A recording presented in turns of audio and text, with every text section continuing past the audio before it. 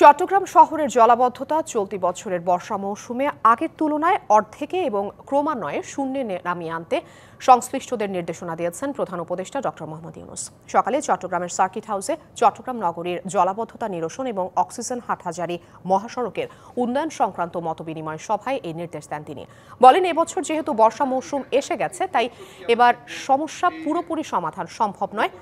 সভায় হাটহাজারী এবং কর্ণফুলী এলাকায় আলাদা দুটি হাসপাতাল নির্মাণের পরিকল্পনার কথা হচ্ছে বলে জানান স্বাস্থ্য উপদেষ্টা নূরজাহান বেগম। এছাড়া কালুরঘাট এলাকায় একটি ডেন্টাল কলেজ ও ডেন্টাল হাসপাতাল নির্মাণের পরিকল্পনা আছে বলেও উল্লেখ করা হয়েছে।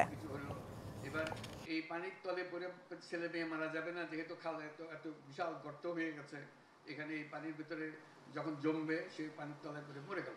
নগদ পেমেন্টে 500 টাকা পর্যন্ত ক্যাশব্যাক আর লেনদেনে প্রতিদিন ডিপ ফ্রিজ এবং ঘন্টায় ঘন্টায় এসি টিভি সহ দারুণ সব গিফট।